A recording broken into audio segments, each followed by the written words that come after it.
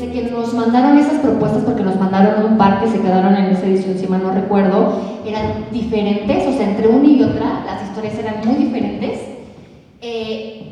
Se notaba que había un esfuerzo por la producción. ¿Qué es la producción? Es los recursos visuales que se ven frente a la cámara, el vestuario, los escenarios, los efectos especiales, el sonido, la música, los diálogos, o sea, el guión también tiene una estructura, una historia interesante.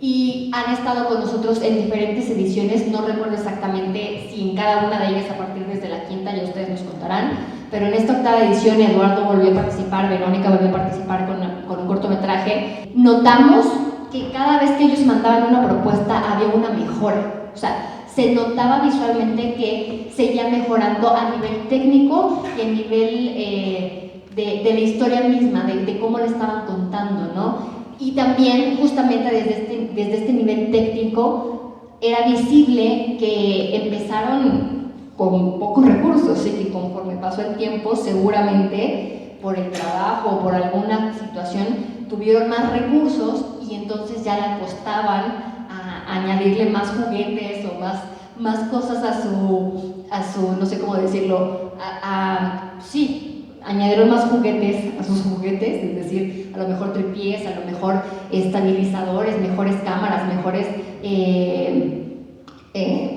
o sea, había más cosas que se notaban desde la parte técnica. La creatividad y el talento no se da en cada persona, aunque hay una persona que pueda tener acceso a esos recursos para así tener la mejor cámara, a lo mejor no le da acá, ¿no? Y nosotros apelamos a esto, a lo que la gente tiene que contar, a lo que tienen que decir, porque hay cosas que de repente nos llegan desde dentro y decimos, es que lo tenemos que contar. Entonces vamos a iniciar con esta situación y es cómo se plantearon ustedes empezar a contar historias, porque también sé que tienen en YouTube justamente colgadas algunas series, entonces lo mencionábamos hace un ratito, ¿no? Los cineastas hoy en día compiten contra los creadores de contenido de YouTube, de TikTok. Entonces, comencemos a platicar sobre cómo se comenzaron a interesar por hacer cine. Platíquenos en dónde estudiaron, qué carrera estudiaron y cómo comenzaron a hacer esto de cine.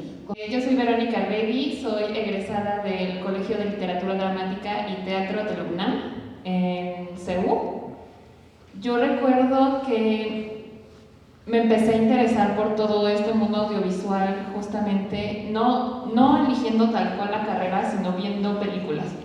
Había películas como, por ejemplo, una de mis favoritas es Titanic, que siento que tiene un buen guión, tiene muy buenas actuaciones y en general emociona. A mí me emociona muchísimo esa película. Entonces yo dije, ¿cómo es que se empezó a contar esto? ¿Cómo se empieza a generar este proyecto? Entonces, al preguntarme eso y al yo entrar a la carrera, ahora sí, de literatura dramática, empecé también a tener clases donde tú te empiezas a cuestionar ciertas cosas. ¿Qué temas te interesan a ti? Y sobre eso se empiezan a generar ideas. Yo empecé, digamos, preguntándome qué es lo que quiero compartir con las demás personas y por qué, cuáles son los temas más importantes. Al empezar a tener algunas clases de realización audiovisual, de guión para cine, incluso las de actuación, uno tiene que estar recorriendo historias todo el tiempo. Lees obras, ves películas y desde ahí yo siento que empezó como mi interés hacia contar algo hacia el espectador. Después nos empezaron a pedir un maestro de realización que nosotros mismos generáramos un guión. Y yo decía, ¿cómo voy a escribir un guión? Yo no sé escribir un guión. Es muy diferente escribir teatro a escribir cine, porque el teatro es aquí, presente, con ustedes, pero el cine no, es más, tienes que pensar en la imagen.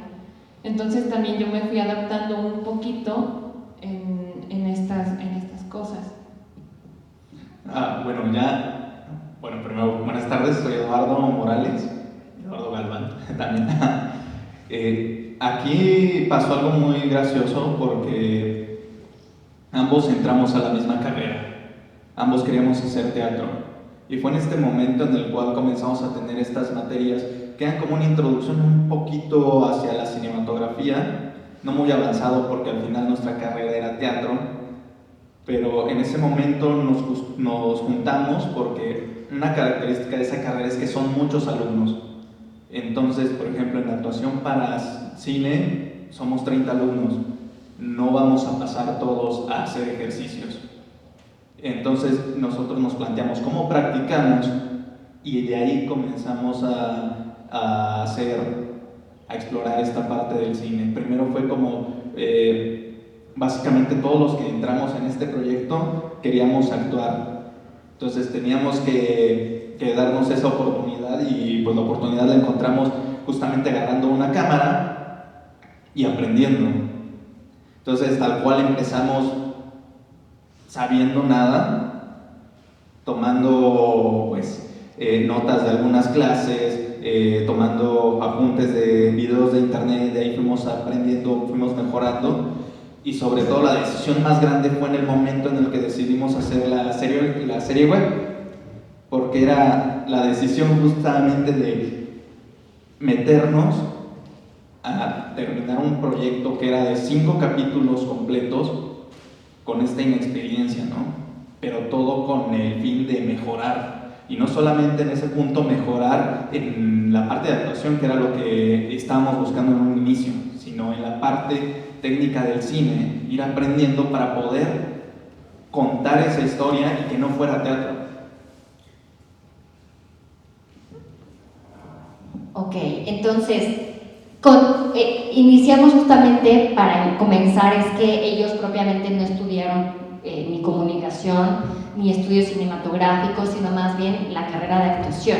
Entendiendo esto, es que ustedes no tenían ni idea cómo agarrar una cámara, ¿cierto? ¿Recuerdan cuál fue esa primera cámara que tuvieron? ¿Fue una de celular o era una de las Handycams o qué era?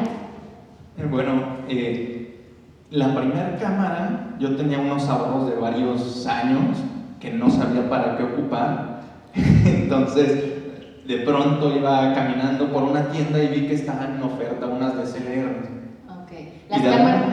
Las cámaras DSLR son cámaras tipo de fotografías que en su momento las decidieron adaptar digitalmente y ponerles la versión de video. Entonces eran cámaras de foto, pero ahora también tenían la función de video. Esas son las cámaras DSL de ese tipo.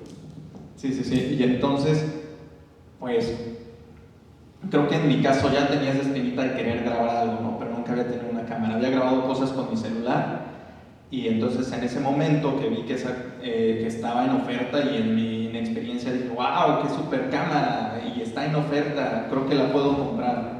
No tenía absolutamente idea de cómo funcionaban esas cámaras para ese momento, entonces pues fue como el proceso de agarrarla y no sabes ni cómo darle a grabar, le das grabar pero no sabes ni qué settings se supone que tienes que mover, ¿no? Porque en ese momento... Te hago otra pausa, los settings. ¿Qué son los settings? Los settings son la manera de configurar la imagen, ¿no? Si quiero que se vea más alargada o más corta o con más luz o con menos luz, esos son los settings, ¿vale?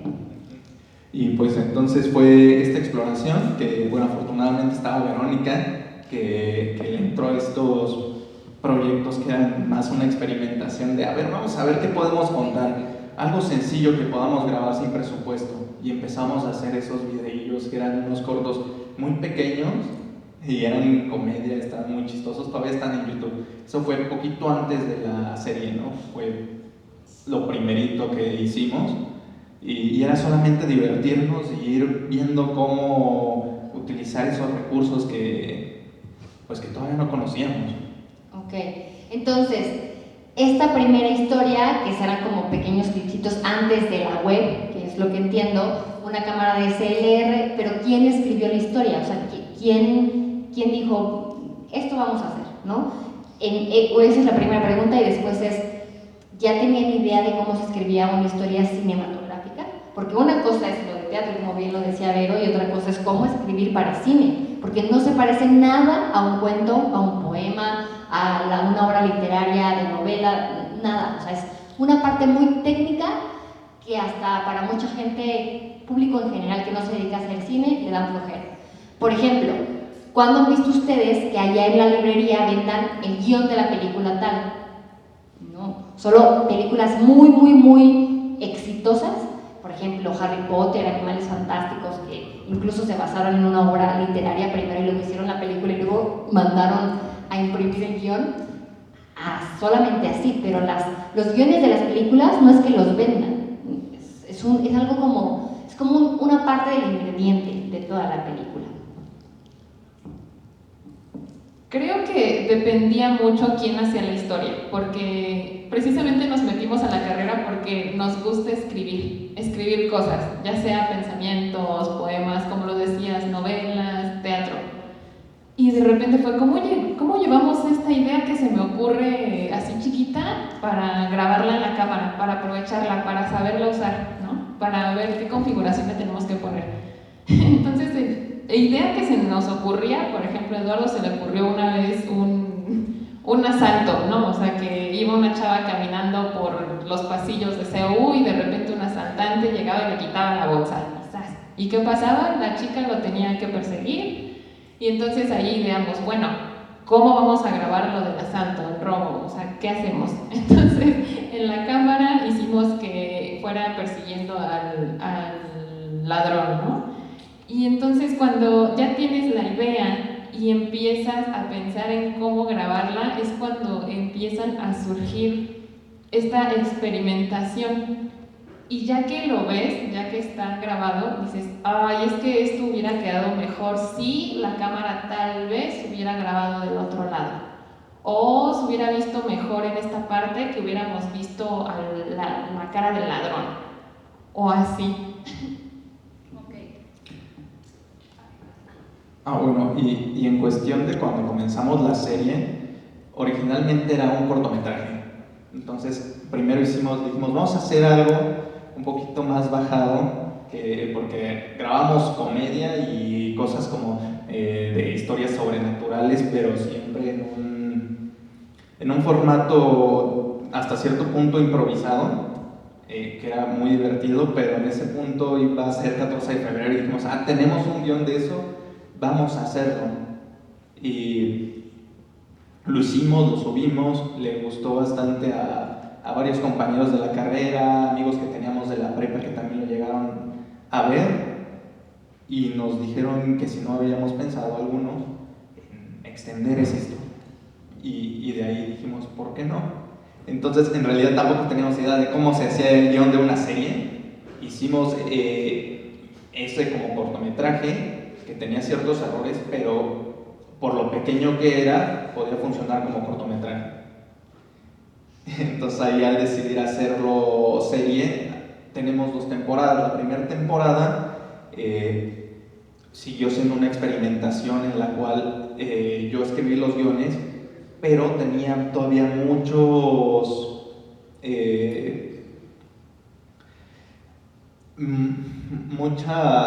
escribía todavía mucho al estilo de teatro, digamos, muchos diálogos, que fue algo que tuve que irme quitando poco a poco. En ese momento dije, pues puede funcionar, pero eran bloques de diálogos enormes que ya para después ya fuimos quitando y ya fuimos poniéndole más atención a lo que es un guión cinematográfico respecto o en contraparte con un libreto de teatro.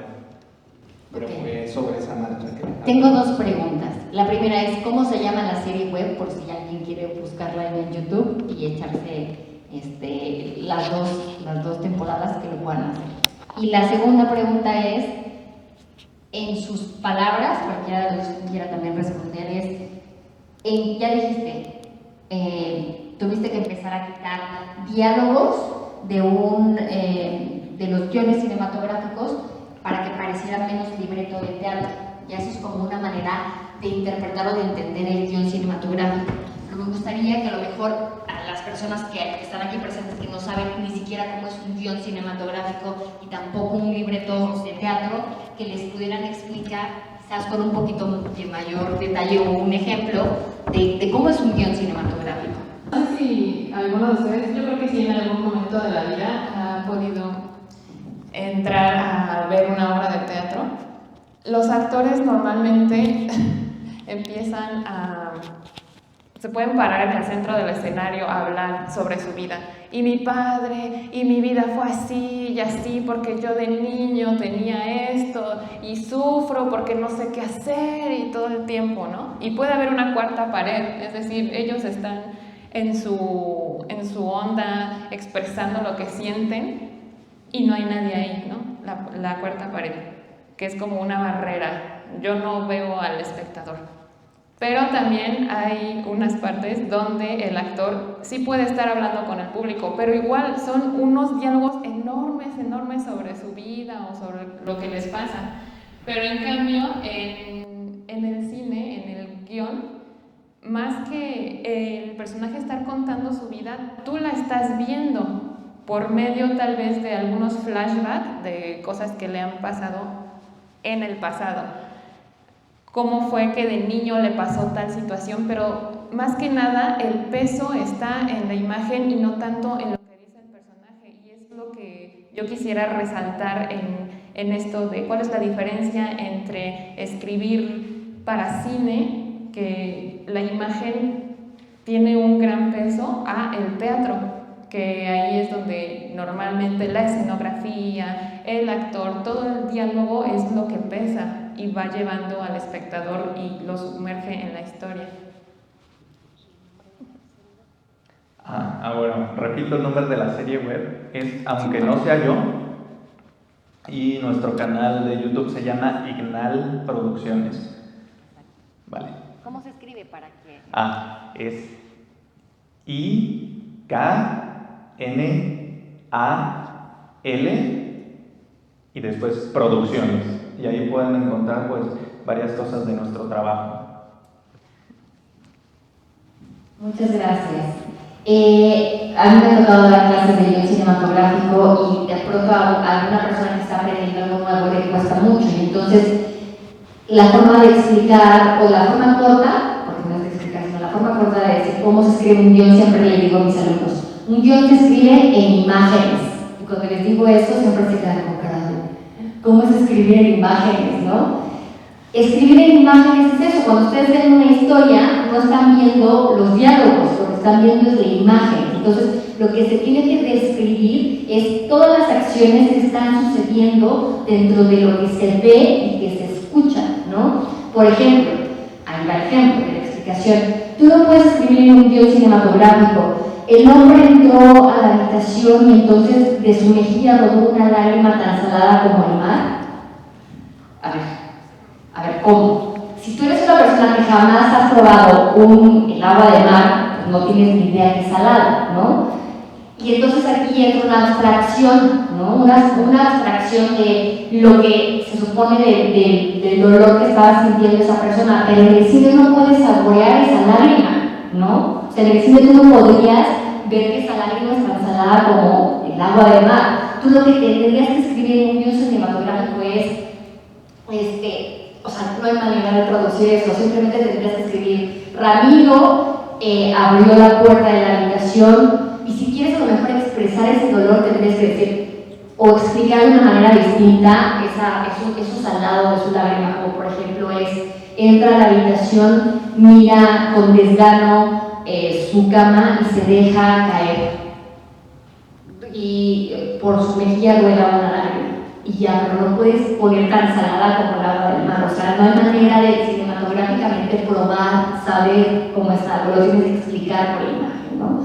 Entonces, bueno, después de esta breve explicación ustedes empezaron como compañeros de clase que tenían una misma, digamos que querían lo mismo, ¿no? O sea, tenían algo en común.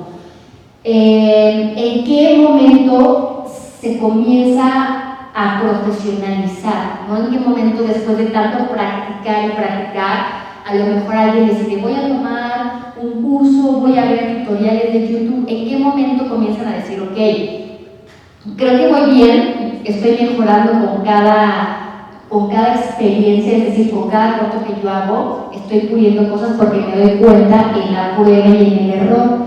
Pero hay un momento en donde dicen, creo que quizás le debo de dar un poquito más de, no sé si la palabra sea formalidad o quizás de profesionalización, no sé. Hay un momento en donde ustedes dicen, tengo que enfocarme más hacia el cine, a que el teatro a lo mejor. Bueno, yo creo que ese proceso, al menos en mi caso, se da sobre la marcha de esa serie web.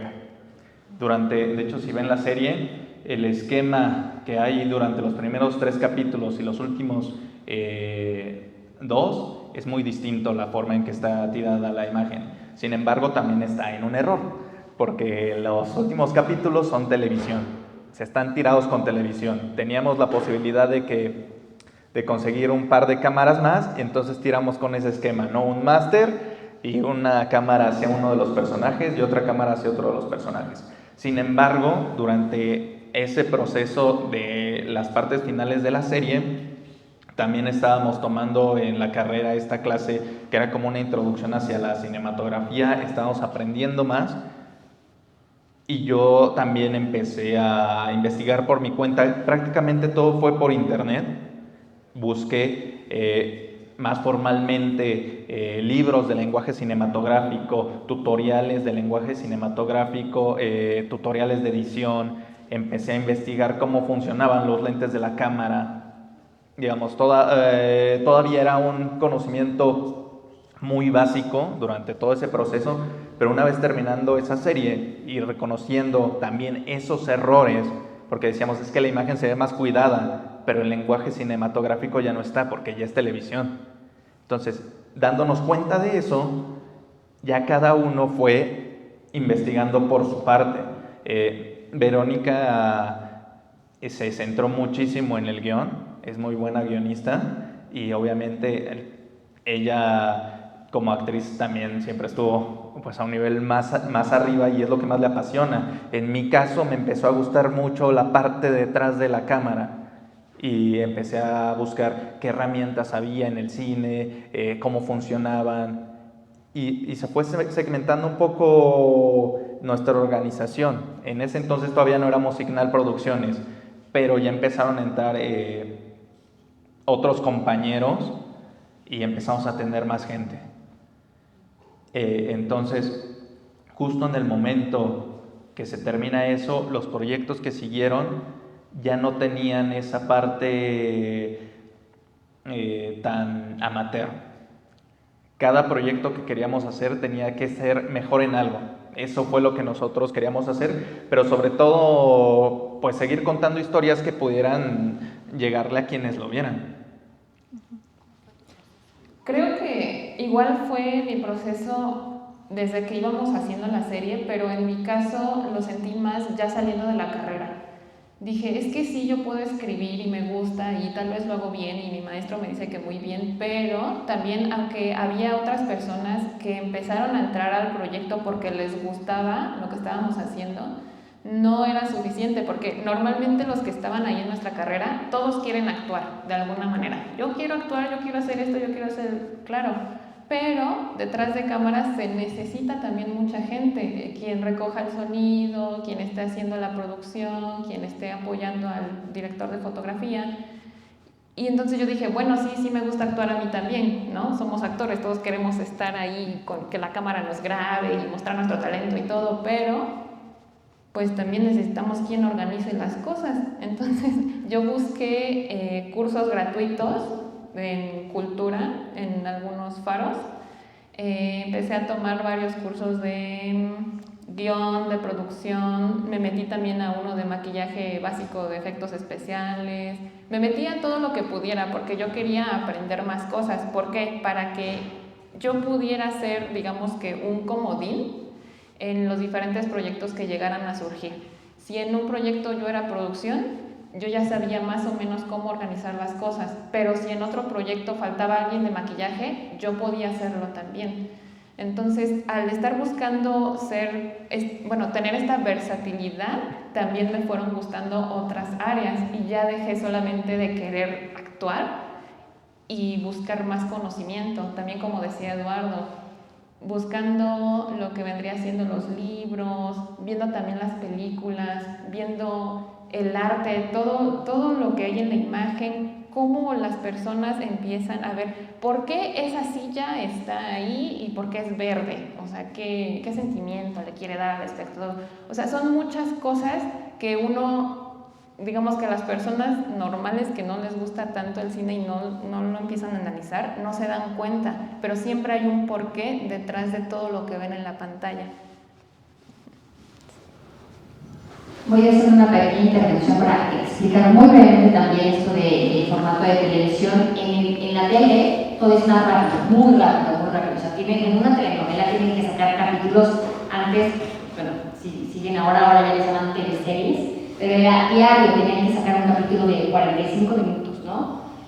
Más 15 de comerciales. Entonces todo el tiempo tienen que estar escribiendo y haciendo y grabando y editando. Y entonces el formato de la televisión es que hay como una especie de la locación o el set de televisión que digamos que sería como este escenario, y entonces cuando hay dos personajes interactuando lo que hacen es tener una cámara con las reacciones de un personaje, la otra cámara con las reacciones del otro personaje, y lo que le suelen llamar un máster, que es una cámara que está grabando todo el escenario, ¿no? Y entonces cada vez que habla un personaje, ponen la cámara de él, cortan ahí, luego la de él, luego una grande, y este es un lenguaje muy de televisión que es muy diferente al lenguaje cinematográfico. Cuando ustedes ven una película se van a dar cuenta que de repente la cámara, tú dices, ¿cómo hicieron? Nosotros que nos dedicamos a esto, de repente decimos, ¿cómo hicieron eso? O sea, ¿cómo hicieron que la cámara pasara por el inodoro, por ejemplo, ¿no? Que de repente sacan cada toma que tú dices, ¿cómo hicieron eso, no? Que la cámara entra a una ventana y sigue el personaje caminando por las escaleras y baja y prepara los alimentos y entonces hay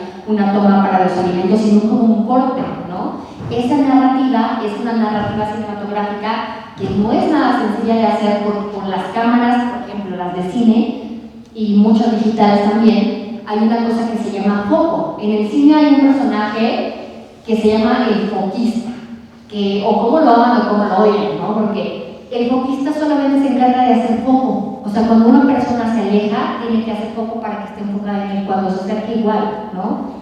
Eso en la tele no existe, porque en la tele se ocupan regularmente cámaras de video que autoenfocan, ¿no? Y en el cine, por eso es más tardado, por eso es más caro, porque se ocupa de más gente para que puedan hacer ese tipo que pueda ser una obra tan cuidada como es, ¿no?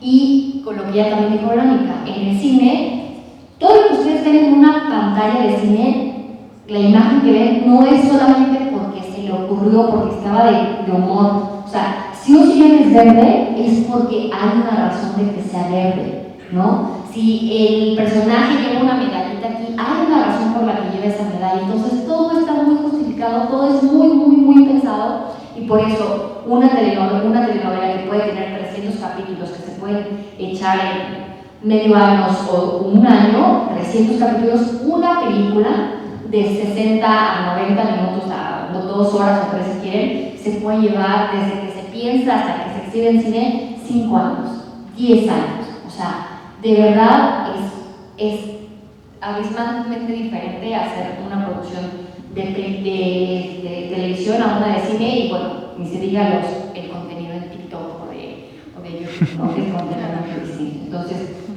bueno, regresando a esto, que ya comenzaron a profesionalizarse también ustedes y que comienzan ahora a ir puliendo sus habilidades que se encontraron que sí las tenían y que incluso fueron descubriendo otras que no sabían que tenían, comienza a entrar gente con ustedes que les interesó porque les gustaba lo que ustedes estaban haciendo, y entonces entra gente. ¿Cómo entran estas otras personas? ¿Son compañeros? ¿Conocen gente de otras carreras? ¿Cómo es que estas personas se comienzan a integrar al equipo y qué comienzan a hacer? O sea, ¿en qué áreas comienzan a trabajar? Porque además quiero también que ustedes me cuenten cómo se comenzaron a dar cuenta que ustedes no podían hacer todo. O sea, cómo se empezaron a dar cuenta que no eran suficientes sus manos y que había más áreas que se tenían que cuidar. O sea, que a lo mejor ustedes las podían hacer, pero que iban a estar bien hechas, ¿no? Hay un meme que de repente veo ahí que sale en redes que dice un cineasta independiente que dice, yo hago el sonido y la fotografía y también actúo y edito y escribo, y todo lo hago haciéndolo todo yo solo y me sale muy mal, ¿no? Porque una persona no puede hacer todo, pero bueno, cuéntenos. Yo creo que eso se da justamente en el momento que grabamos la segunda temporada de la serie. Ya teníamos más conocimiento, el proceso de guión fue muy distinto, o sea, lo escribimos ambos haciendo pues ya el método que habíamos desarrollado a lo largo de estar escribiendo guiones y con asesorías que habíamos tenido con nuestros maestros de la carrera. Entonces teníamos un esquema muy distinto. Queríamos hacer algo que técnicamente fuera muy superior a la primera temporada y de cierta forma se logró, pero justamente en ese afán de querer llegar más alto fue donde nos dimos cuenta que que ya no íbamos a poder subir mucho más si no empezábamos a meter más gente. ¿Por qué? Porque nosotros, los días que nos iba bien en crew, éramos 4 de crew. Y los días que nos iban mal, éramos 2 y además estábamos actuando. Y entonces ahí era una bronca porque yo tenía mi shooting list con ciertos movimientos, pero pues sales a cuadro y también ella sale a cuadro, entonces ¿qué hacemos? Y tenemos que pedirle a nuestros compañeros actores que operaran la cámara. Y entonces eso no salía muy bien muchas veces y fue cuando te topas, ¿no? O sea, no importa qué tan preparado estés, cuánto te hayas formado para que técnicamente ya estés en un nivel muy alto, el cine no se puede hacer solo. Y era algo que tuvimos que aceptar. Yo decía, no, yo no quiero depender de nadie en cierto momento, por eso me puse a aprender de todas las áreas, y de todas las áreas me defiendo, puedo hacer un buen trabajo, pero esa es la cuestión. Puedes hacer un buen trabajo en esa área, pero no puedes hacer todas las áreas al mismo tiempo. Verónica, por ejemplo, llevó toda la parte de la producción de la segunda temporada y era una cosa, pues era un monstruo porque nos superaba demasiado. Eran 7 capítulos, eran 100 páginas de guión entre los 7 capítulos. Y hacerlo casi sin presupuesto y con un crew mínimo y estar ahí fue donde creo que caímos en cuenta que necesitábamos necesariamente más personas. Sí, claro, para mí fue muy, muy evidente cuando hay una escena en un restaurante. De hecho, fuimos a hablar con una señora para darle, digamos, cierta publicidad a sus salones de fiestas. Y por eso no le dimos, no le pagamos para poder grabar ahí. Entonces, en esa secuencia tenía que aparecer, se supone que los personajes van a cenar al restaurante. Y pues uno cuando va a cenar en la mesa, pues hay platos, hay cubiertos, hay cosas, ¿no?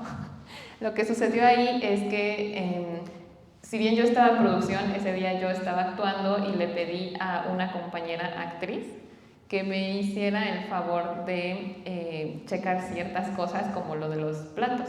Entonces a ella por X situación no pudo, se le olvidó, no sé qué sucedió, pero el día de la grabación estaban las mesas, los manteles, los actores, las cámaras, todo, pero no había platos. Y fue así como de, ¿y ahora dónde consigo platos? ¿No? O sea, yo voy a estar actuando, no me puedo salir como producción a buscar, oigan, préstenme platos o a decirle a alguien, no sé, y entonces ahí fue donde dije, es que o hago producción o hago actuación, o sea, no puedo con esto.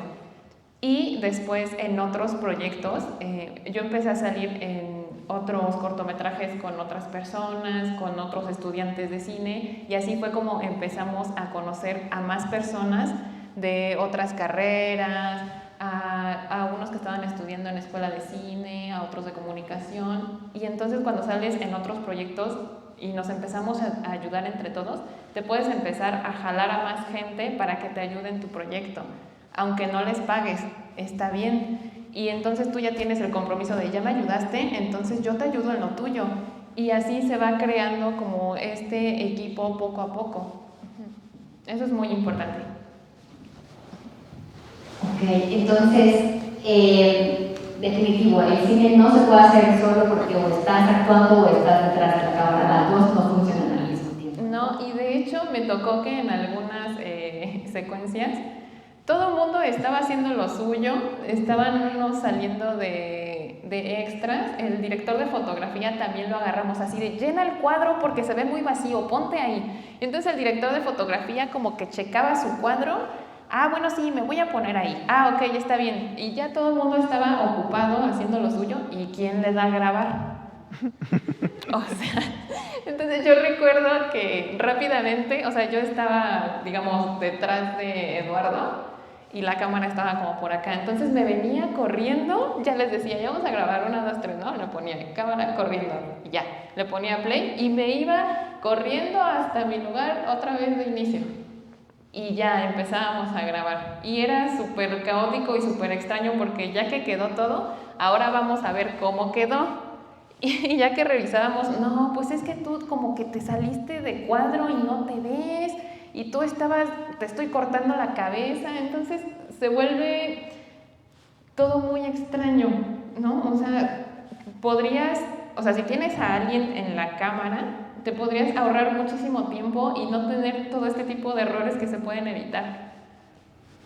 Sí, bueno, es que el entusiasmo a veces no es suficiente, ¿no? O sea, somos jóvenes muy entusiastas, ¿no? Pero de repente también necesitas ser mucho más formal, ¿no? Y entender, necesito el equipo. Y lo dijiste en un momento, bueno, empezamos a conocer gente con también los mismos intereses, pero yo también de otras carreras, yo les ayudaba, no les cobraba, y entonces ellos ya también tenían un compromiso de, si yo los invitaba a un proyecto, venir y apoyarme también sin cobro, ¿no? Entonces, el cine independiente, sobre todo cuando estamos empezando, es así, ¿no? Es como de, son paros, son favores, ¿no? Tú me ayudas, yo te ayudo y juntos hacemos las historias, porque pues no tenemos esos millones o esos miles de pesos que se necesitan para hacerlo de manera profesional. Pero entonces, ya existen estos casos que lo van haciendo de manera gratuita, digámoslo, porque vamos adquiriendo experiencia, eso es lo que se va adquiriendo experiencia y gente conocida, contactos, ¿no? Pero sí se necesita el dinero. ¿Para qué se necesita el dinero? ¿En qué áreas es definitivo que o sí debes de tener dinero? Si no, no se puede. Yo creo que la parte más importante cuando estás en un proyecto así es mínimamente tener dinero para el catering. ¿Qué es el catering? El catering es la comida que le vas a dar a todos los que están participando en el proyecto, porque puedes conseguir que entren a tu proyecto a apoyarte y que sea gratis, sea de amigos y de que creen en el proyecto. Lo mínimo que uno puede ofrecerles es la comida. O sea, creo que eso es lo que no puede faltar de ninguna forma. La parte de la comida, sí. Y ya después vas repartiendo los gastos dependiendo cuánto presupuesto tienes y qué tipo de proyecto es, ¿no? Y a qué le puedes dar el énfasis. Por ejemplo, si quieres grabar un corto de terror, ya tienes el catering cubierto, ya tienes la parte, probablemente el transporte también es una cosa que se tiene que cubrir. En un corto de terror, ¿qué importa, no? Tienes un monstruo, quizá parte de tu presupuesto tiene que irse a inyectarle a alguien de maquillaje para que pueda quedar bien, ¿no? O digamos, si vas a empezar a ir un poquito más holgado, ya vas definiendo para que, por ejemplo, los actores, si alguien te está haciendo, si consigues un actor que es medianamente conocido, le puedas dar algo, ¿no? O quizá él no puede comer, o alguien de tu crew no puede comer carne, y tener eso también presente. Entonces vas ahí moviendo los recursos poco a poco para que todos estén cómodos. Y bueno, también depende de otras cosas. Uno puede, para grabar, usar su cámara o conseguir un amigo que le preste, y todos esos elementos técnicos, si no los tienes, también cuestan. Y también es bueno tener presente a qué le puedes invertir para que te ayude a que el resultado final de tu cortometraje sea mejor, ¿no? Entonces, de repente, quizá no inviertes en una mejor cámara, quizá inviertes en rentar un lente o quizá en la iluminación. Porque hay proyectos que yo he visto que rentan una cámara de cine de una gama media, gama alta, un buen lente y no iluminan nada y es de noche. Y no se va a notar que es una cámara cara si no tienes cómo iluminar. Entonces es ir viendo que eso se ve con la experiencia. Vas dándote cuenta que necesitas más iluminación o una cámara cara. Que la iluminación siempre es mejor que una cámara cara. Al menos en mi experiencia. Vale, voy a hacer una pregunta más y después vamos a pasar con el público a que después de que ya les dimos el contexto, ahora sí ustedes puedan preguntar. Y la pregunta siguiente es justamente ¿en qué momento se dan cuenta que ya, como que ya dieron ese salto, que ya les están saliendo las historias, los cortometrajes mucho mejores, que ya a lo mejor tienen incluso actores, como lo dijiste, quizás conocidos, medianamente conocidos, que ya tienen un crew, que ya... O sea, ¿en qué momento sucede esto? Y también cómo empiezan a llegar quizás las selecciones de festivales que dicen, bueno, ya el festival nos seleccionó, eso significa que de alguna manera tenemos cierta calidad, que la obra está siendo reconocida porque se filtró, sin lugar a dudas, se filtró porque hay más cortometrajes que inscriben a ese festival y de 50, por decir un número, de 50 eligieron 5 y dentro de esos 5 estábamos nosotros, ¿no? Y si esos cortometrajes, si nos pueden dar un monto de cuánto es lo que más se ha gastado en alguno de estos cortos. Creo que a mí me pasó cuando, bueno, al terminar el proyecto siempre lo veía yo y siempre encontraba error. Tal vez a esto pudo haber sido mejor así o mejor así, y entonces cuando yo me di cuenta de que ya habíamos crecido de manera, digamos, profesional, fue cuando dejé de fijarme en el aspecto técnico y empecé a sentir y a ver la historia.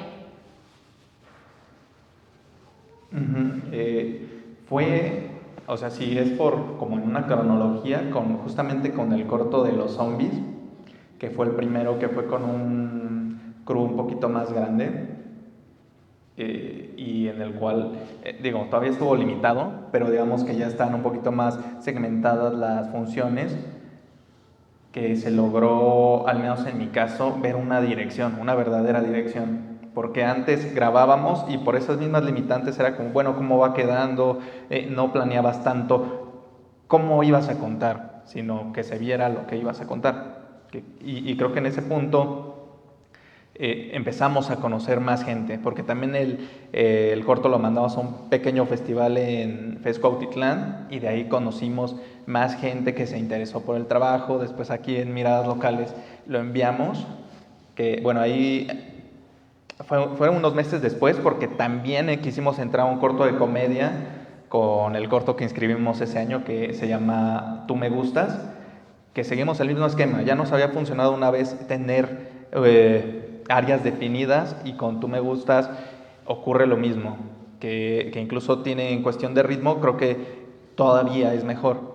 Y ya de ahí, de poder probar un esquema más apegado a lo profesional, en el cual tienes un crew con funciones definidas, que sabes que no te va a fallar porque conoce la herramienta que está haciendo. O sea, si está haciendo sonido, va a estar haciendo sonido y sabe ocupar la grabadora y sabe microfonear, y te da una gran diferencia.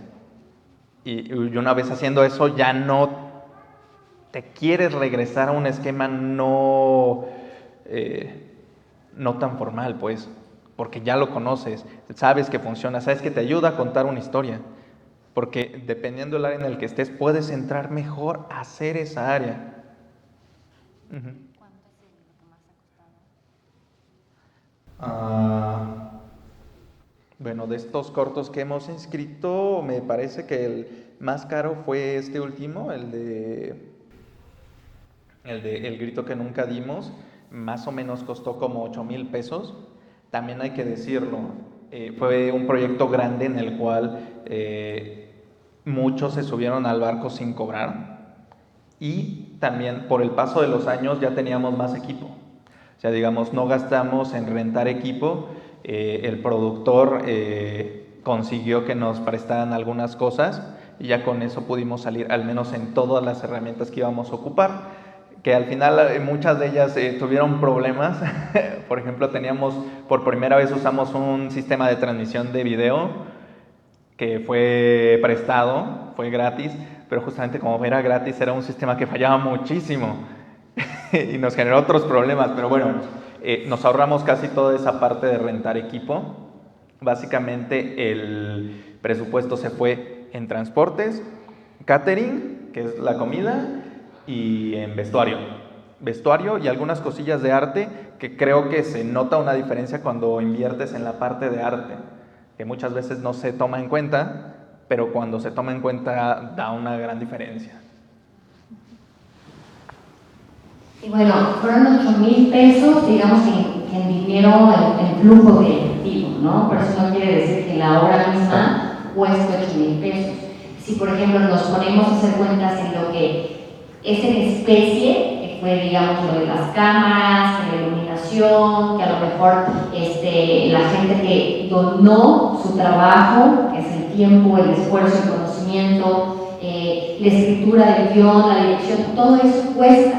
Pero en este caso no tuvieron que pagarlo porque la gente decidió donarlo, digamos que decidió aportar ese trabajo en especie, ¿no? Entonces, importantísimo creo que ya lo dijeron, ¿no? Voy a hacer una pequeña recapitulación, siempre lo primerito creo que es importante es la iniciativa. Yo quiero hacer esto, con lo que yo tenga voy y lo hago. Hoy en día siempre también cuando doy clases les digo a mis alumnos, es que hoy ya no tienen peros para hacer lo que se les dé la gana. Vas, picas un botón de YouTube o Google, ¿qué quieres hacer? ¿Qué quieres buscar? ¿Qué quieres aprender a hacer? Un guión, una receta de un pastel, lo que tú quieras está en internet, ¿no? Entonces es tutorial, entras, ves de qué se trata, lo ves las veces que sea necesario, vas, lo aplicas, aprendes, y lo que también hicieron ustedes es ya lo hicieron de manera, o sea, con ustedes, no, con amigos, y entonces prueba y error, hasta que se van puliendo esas habilidades, vamos descubriendo nuevas habilidades, nuevos conocimientos, los pulimos en libros, en tutoriales, en cursos gratuitos, que afortunadamente hay muchas instituciones, por ejemplo aquí, en los faros de la Ciudad de México, en otros lugares hay cursos gratuitos, ¿no? Que también los puedes ir a tomar de manera presencial y es gratis, ¿no? Hacerte de equipo, me refiero a ahora ya con un poco de dinero que tengas, con tu celular o una cámara reflex, un poco de iluminación, para sonido se necesita una grabadora, hacerte de contactos, amigos, compañeros, colegas, que tú ayudes y que te ayuden para tus proyectos futuros, y siempre querer más, que era lo que ustedes decían, ¿no? O sea, si ya hiciste historia y en la próxima quiero algo más grande, ¿no? Porque eso significa aprender más, pulir más, y entonces voy a adquirir nuevos conocimientos y voy a siempre ir mejorando, ¿no? Y bueno, cuando ya tenga quizás un poco más de dinero, pues le aviento a hacer una historia más grande también, ¿no? En donde a lo mejor me signifique salir a otros estados, ya incluso no nada más quedarte en tu zona, sino salir a otros lugares y a lo mejor invertir en vestuario y lo que ustedes dijeron, ¿no? Entonces, hasta aquí creo que vamos bien, ¿no? ¿Alguien visto que allá tienen una pregunta? Ahorita que estaban comentando lo de los presupuestos, yo recordé dos proyectos ahorita en mi mente, digan, de bajo presupuesto, La Bruja del Rey y Mad Max. Fueron básicamente bajo presupuesto y resultaron ser un éxito. Entonces, ustedes como cineastas independientes, ¿qué géneros ustedes piensan que puede quedar bien para la producción independiente? ¿Y qué géneros con cuáles ustedes no se meterían por la cuestión del presupuesto? Yo creo que toda esta parte de found footage, que es metraje encontrado, que es esta simulación de que estamos grabando quizá un documental, es muy barata, se puede explotar mucho en los géneros de terror y creo que es una buena opción para comenzar a hacer un proyecto grande de cine independiente. Donde yo creo que se complica es si tienes una historia que es de época, porque cuando tienes una historia de época necesitas locación, arte y vestuario. y ahí se te va a ir bastante dinero. Entonces yo creo que terror, si es found footage, es una buena opción. Drama con pocos personajes y pocas locaciones también es una muy buena opción.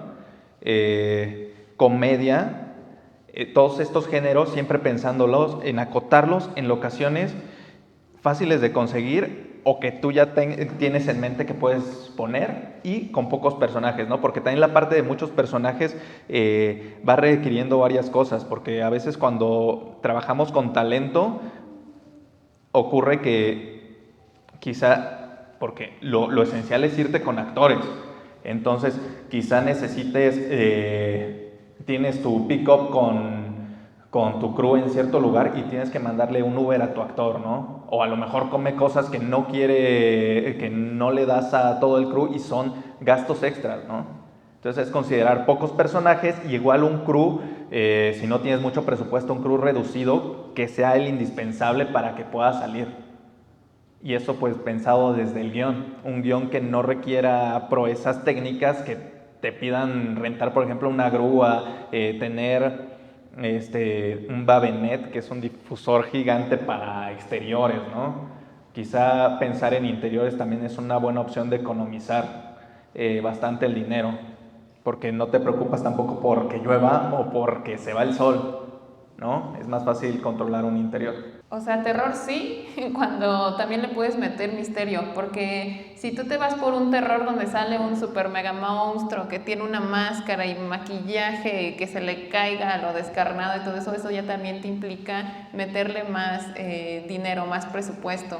Pero si tú en tu guión, bueno, yo lo que hago es desde el guión pensar en la parte de producción, precisamente para no gastar tanto. Entonces, si yo quiero hacer algo de terror, veo la manera de cómo resolver. Si quiero que en serio ese monstruo tiene que estar ahí, ¿cómo le hago para que no me cueste tanto? O es en serio que... muchas veces es mejor que no se vea tanto el monstruo tal cual, pero sí una parte, o que tú sientas o que el espectador sienta que hay algo ahí acechando a la gente. Entonces también es ver de qué manera uno resuelve todo este tipo de cosas, pues para que no se vayan incrementando el gasto. Y también a mí se me hace algo fácil, por así decirlo, escribir comedia con pocos personajes, que no tengan un gran vestuario o que no te vayas a conseguir la super locación porque te van a cobrar. O sea, todo eso lo tenemos que cuidar. Casi todo el cine mexicano que tiene una gran exhibición aquí en México es muy similar, que es esto que se escucha mucho de las típicas comedias románticas que llegan al cine, ¿no?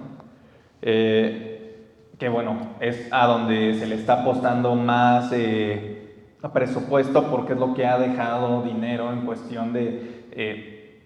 no es una industria mexicana de cine, pero lo que está dejando el dinero, ¿no? Entonces no hay como propuestas muy diferentes.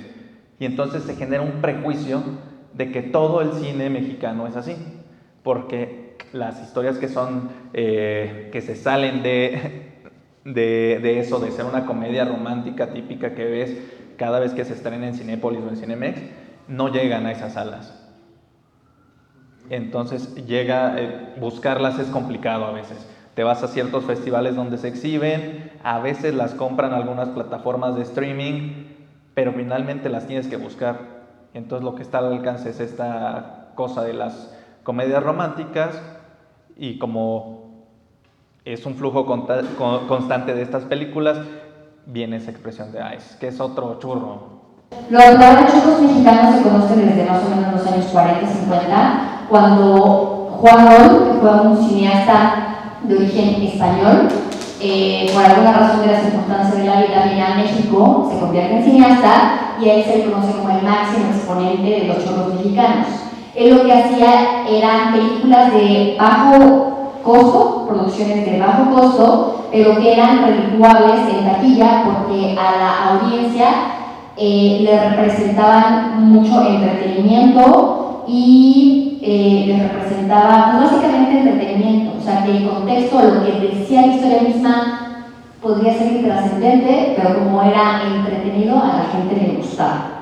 Por ejemplo, en sus películas podían haber gente que se estuviera disparando y que atrás de ellas hubiera una ventana y la ventana no se rompía, ¿no? Hubiera balazos y no se rompía porque pues era cara la protección, no se puede romper una ventana porque eso cuesta, porque hay que reparar, etcétera, ¿no? Para empezar, para dar ese contexto de donde viene la palabra churro mexicano, de ahí viene, ¿no? El Smart Films es un festival de cine hecho con celulares.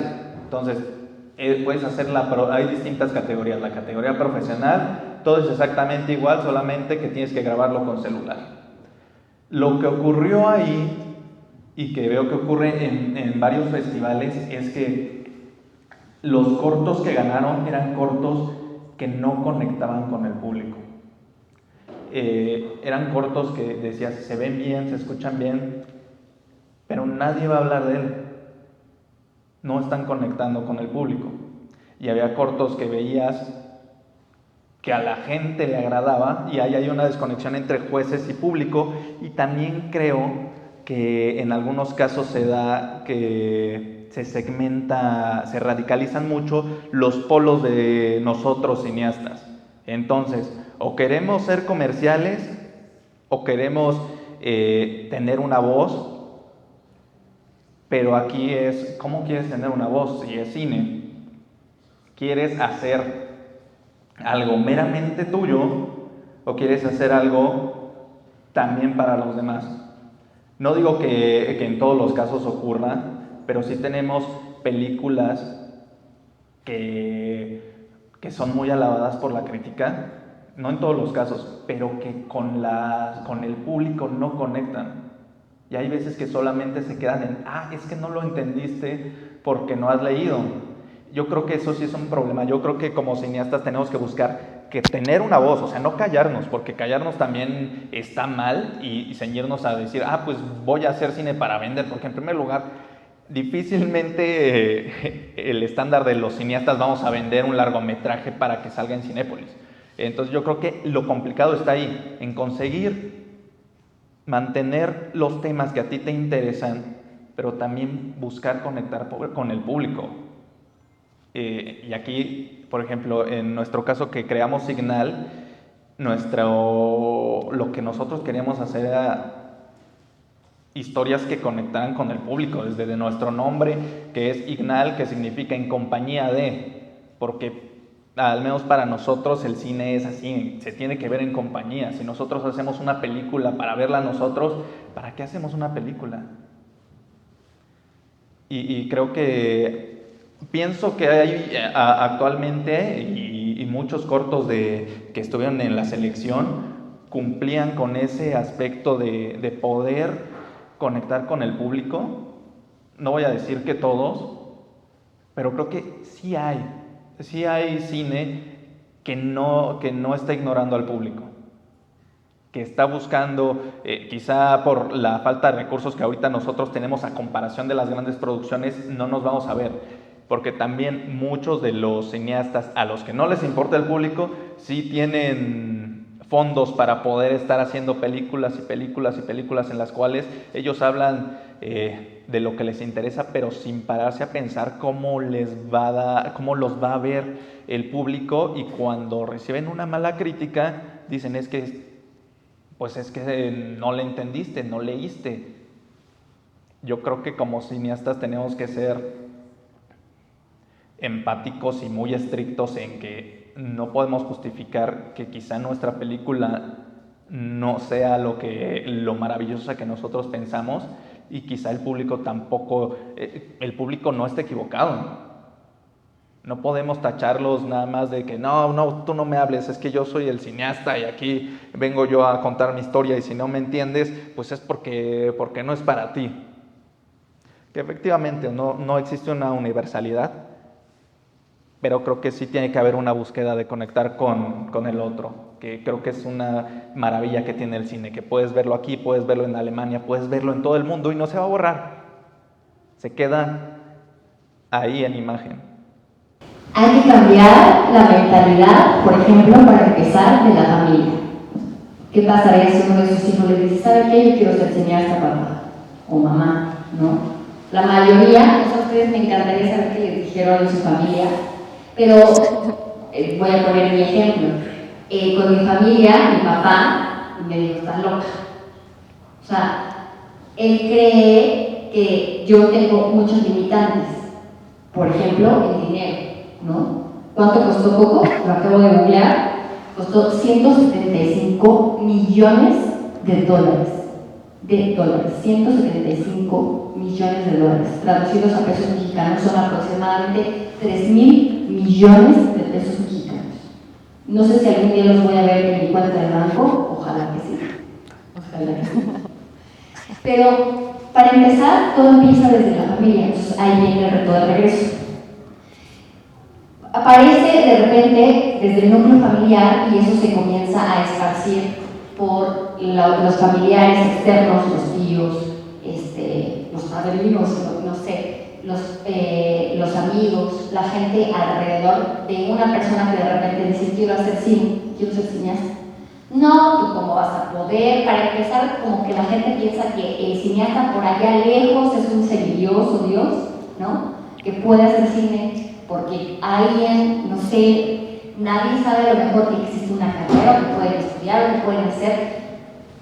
Cuando yo me dije, yo quiero hacer cine, yo quiero contar historias a través del cine, contar películas porque tengo algo que decir, y de repente me empecé a ver qué necesito. Y cuánto costaban las películas en mi país, y quiénes hacían las películas en mi país, y cómo se necesitaba llegar a los cines. Empecé a ver y dije, bueno, yo que soy hija de 2 papás que son profesores, ¿cómo voy a llegar ahí? Para empezar, mi papá no creía en mí, o no sé si ahora lo hacen el día de mi mamá es completamente diferente porque ella siempre ha tenido todo su apoyo. Y la gente piensa que ser artista es prácticamente vivir en la pobreza. Y entonces la gente, no solamente a los cineastas, a los pintores, escultores, ustedes que empezaron por ejemplo en la actuación, a los actores, a cualquier persona que es artista, la gente lo ve como seguro se muere de hambre, o quién sabe, ¿no? O sea, si no es de la familia pudiente, de la cultura, de la crema, pues ¿de qué va a vivir? ¿No? Su papá lo mantiene, pues por eso puede pintar, si no. No sé ustedes en qué momento tienen tiempo para poder comprar, o sea, si sus papás les compran sus cosas, o ustedes tienen que ahorrar para comprar sus cosas, ¿no? Y entonces es mi contexto, que por eso lo platiqué desde el principio, mi contexto me dice que yo no puedo hacer cine, porque no vengo ni de la familia de contactos ni de la familia de recursos. Y para yo pensar siquiera en tener en mi cuenta de banco no 175 millones de dólares, sino 20 millones de pesos para hacer mi película de largometraje, que la diferencia entre un corto y un largo es la duración, yo necesito 20 millones de pesos en mi cuenta. ¿Cómo voy a conseguir 20 millones de pesos para hacer una película mexicana cuando tengo que mantenerme, pagar una renta, trabajar 8 horas para pagar esa renta y además hacer esta proeza, ¿no? Si mi contexto, si yo vivo en Ecatepec, en Mesa, en Cuautitlán Izcalli, en Toluca, en cualquiera de estos contextos. Y entonces, desde mi núcleo familiar me dicen, tú no puedes, porque tu contexto te dice que tú no puedes, porque ¿cuándo vas a aspirar a hacer una proeza cultural, de nuestra cultura como Coco? Porque existe una película mexicana que se llama Día de Muertos, que como esa película mexicana no costó tanto, en millones de dólares o de pesos, no se le inyectó la misma publicidad porque ese grupo de cineastas animadores no tienen el poder adquisitivo o no tienen un padrino que les esté inyectando tanto dinero para poder hacer esa proeza que usted nos pide como reto. Y yo le digo, me encantaría hacerlo si desde los núcleos familiares de las personas, en nuestros contextos de Estado de México, cuando un día nuestro hijo o nuestra hija nos dice quiero ser artista del arte que se imagine, tú le dices a tu hijo, órale va, te voy a meter a escuelas, a talleres, te voy a comprar lo que necesitas, la cámara, la lámpara, ¿qué más necesitas? Órale, ahí va. Pero pues no quiero pensar como que somos pobrecitos mexicanos y no podemos, al contrario, con los recursos que tenemos, hacemos lo que podemos y no nos da quizás para hacer una proeza como Coco, porque pues eso, no tenemos 175 millones de dólares. Sí, en ese aspecto también creo que es importante entender porque, por ejemplo, a mí me gusta mucho Coco, pero parte de su éxito también es toda la parte de marketing, esos millones que se le inyectaron, porque es lo que yo digo, hay cosas que tienden a una universalidad, pero también hay que entender por qué llegó a todo el mundo, ¿no? Que es esta cuestión de todo el marketing que se le da, que probablemente hay muchas películas que pueden tener una calidad que quizá no sea en animación porque, bueno, animación Pixar es un monstruo enorme en la cuestión técnica, ¿no?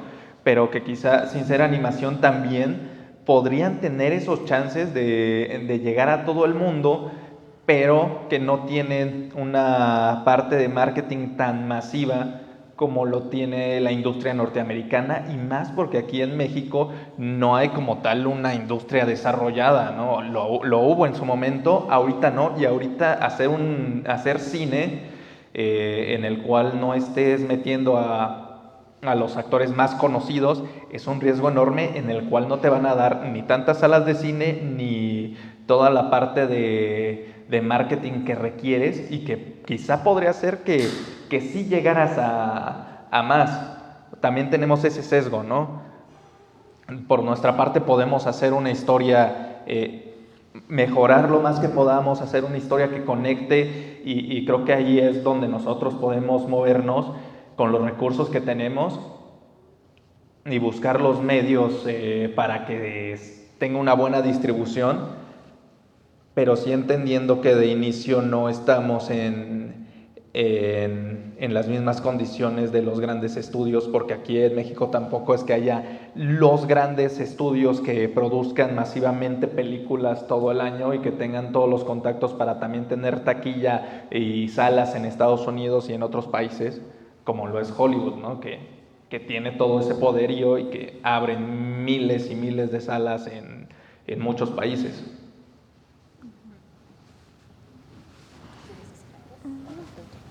Ok. La película más, por ejemplo, la película número 1 en taquilla es No se trata de devoluciones de Eugenio Derbez. Esta película, que es en México la película mexicana más taquillera de todos los tiempos, no se compara con las oportunidades, vamos a decirlo así, que tuvo, por ejemplo, Avengers Endgame, Infinity War y todas esas películas norteamericanas. Por ejemplo, vamos a decir algo, de 1000 salas, en 1000 salas se estrenó Avengers, la que quieran, Endgame, Infinity War. No se trata de evoluciones, estuvo en 100 salas. Sin embargo, en esa comparativa me refiero a proporcionalmente, No se trata de evoluciones fue más redituable porque logró recaudar más dinero en esas 100 salas que si Avengers, por ejemplo, hubiera tenido esas 100 salas, si hubiéramos reducido equiparablemente, hubiera recaudado menos y solamente le hubieran dado 100. ¿Qué pasa? Lo que yo hablaba en un principio, las cuestiones de mercado. Si yo logro hacer una proeza, que además, yo no sé ustedes, ya es cuestión de gustos, si a ustedes les gustó nuestras evoluciones, es cuestión de gustos. Esa película la hizo Eugenio Derbez con todo el apoyo de Televisa detrás de él, con el dinero de Televisa y con el dinero de otros aportantes, ¿no? Hicieron más o menos que costara la película 100 millones de pesos. Ya no los 20 que una película regular cuesta, sino que esta costó 5 veces más. 100 millones de pesos costó No se trata de evoluciones. Entonces, por cuestiones de mercado, porque las películas extranjeras necesitan recaudar más dinero y a comparación con nosotros nos hacen a un lado, le dieron a estas películas Infinity War o Avengers Endgame, le dieron 1000 salas, pero no logró recaudar lo que es esa película mexicana. Entonces, si yo lograra cumplir su reto y lograr hacer esa proeza, el día que salga mi película en estas salas, nadie me va a decir, claro que sí, Magali, te voy a dar 1000 salas porque estás junto a esa otra película norteamericana. Nadie va a hacerlo. Por eso también venimos a este tipo de lugares, a este tipo de espacios para decirles, bueno, esto es lo que estamos haciendo con lo que tenemos. porque si tuviéramos quizás más recursos, podríamos hacer muchas más cosas, ¿no? Porque la creatividad y la imaginación la tenemos. Lo que no tenemos es las leyes a nuestro favor, porque incluso desde las leyes, como les mencionaba, el Tratado de Libre Comercio, a los cineastas no los protege y deja entrar de 10 salas en 9 películas norteamericanas y en una, en la más feita y en la mañana y en la noche, a la película mexicana. Tiene que ver con cuestiones de mercado, tiene que ver con cuestiones de poder, que, de nuevo, nosotros no nos vamos a poner a competir, como dicen, con sazón a las patadas, porque Verónica, Eduardo, yo y los cineastas que presentan en el festival no son Pixar, Disney, Universal, Fox, etc., ¿no? Entonces, tendríamos que cambiar desde la mentalidad de nuestras familias, desde casa, para empezar a inculcar que el arte no es morirse de hambre, que el arte nos dé identidad y que el arte un día podemos lograr que eso nos haga sentir tan orgullosos como Coco lo hizo, pero todavía no estamos ahí, falta mucho camino y agradecemos que nos abran estos espacios para venir a decirlo, para venir a contarles lo que le está pasando al cine mexicano y a la gente que está intentando hacer historias o contar historias, que no puede hacer todavía un largometraje de 100 minutos, porque para lo que nos alcanza es para vos, para 3 o para 10, ¿no? Pero estamos en ese camino y por eso estamos, por lo menos nosotros desde nuestra trinchera, mirada locales, humildemente 8 años, pero estamos trabajando para que ojalá eso algún día cambie. Antes que nada quiero felicitarlos, se ve la labor que hacen, que es con mucho trabajo, mucho esfuerzo y a pesar de las adversidades que ahorita se comentan, por luchar con un monopolio tan grande y pues yo creo que en todas las áreas en el país es un reto, tanto en el cine, igual también en trabajos, en empresas, hasta las tiendas pequeñas, ¿no? Que tienen que luchar contra las plazas, ¿no? Entonces, yo soy más de consumir lo local y es un trabajo admirable. Yo más que nada quisiera preguntar qué es lo que inspira a ustedes a seguir con esta lucha a pesar de todas estas problemáticas que tienen y qué es las historias que ustedes manejan para las personas, qué es lo que quieren representar, qué es lo que ustedes quisieran que la gente concientizara. Más que nada es eso. Primero, mis inquietudes, expresarlas con los demás, ¿no?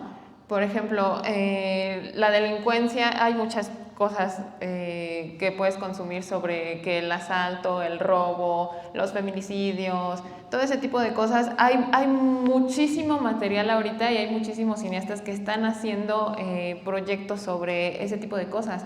Pero también hay otras personas que nos estamos centrando, no tanto en esos problemas que, como lo había mencionado, que los estamos viendo todo el tiempo y en las noticias están siendo bombardeados todo el tiempo, sino también hay cosas como, digamos, comedias románticas, el amor, ¿no? Simplemente el enamorarte de una persona o que haya ahí alguna otra situación. ¿Por qué me duele esa situación con esa persona? ¿Por qué esos dos rompieron, no? ¿Qué hay ahí? Y como digamos, este conflicto interno que yo tengo, ¿cómo lo paso al espectador para que ese espectador también sienta ese rompimiento a pesar de que no conozca a los personajes o que los personajes sean más jóvenes que el que lo está viendo? Como esta identificación, siempre busco que el espectador llegue a sentir algo con la historia, más allá de la calidad técnica, del tema, pero que también le deje un mensaje. Bueno, al menos eso en mi punto de vista.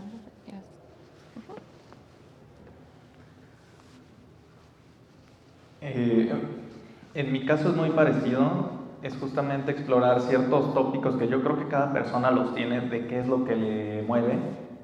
qué temas son los que te tocan a ti y pensar cómo compartirlos, en este caso con un público.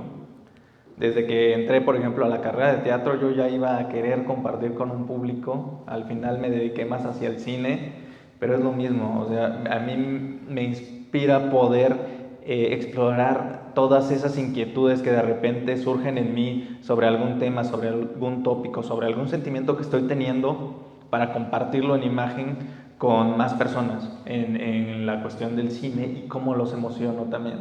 Porque no se trata de solamente de yo soy el importante y van a escucharme porque soy cineasta y porque estoy haciendo cine. No, es compartir, es poder sentir lo mismo por un momento con lo que estamos viendo en pantalla. Entonces, ese momento en el cual alguien está viendo un cortometraje que realizamos y se emociona y tiene la emoción que nosotros pensamos desde que estábamos escribiendo, o cae el chiste que escribimos y que en esa parte se tenían que reír, ese momento es lo más hermoso que existe de hacer cine, y es a mí lo que más me llena y es lo que me inspira a seguir haciendo historias que puedan conectar con la gente. Para nuestros queridos ponentes, les traemos un pequeño regalito a ustedes de parte de Miradas Locales por compartirnos estos minutos de su experiencia, de su tiempo. Entonces, si quieren, por favor, acá. Exactamente. Para allá, luego para aquí. Gracias. Muchísimas gracias, de verdad, muchísimas gracias, Vero. Y un aplauso.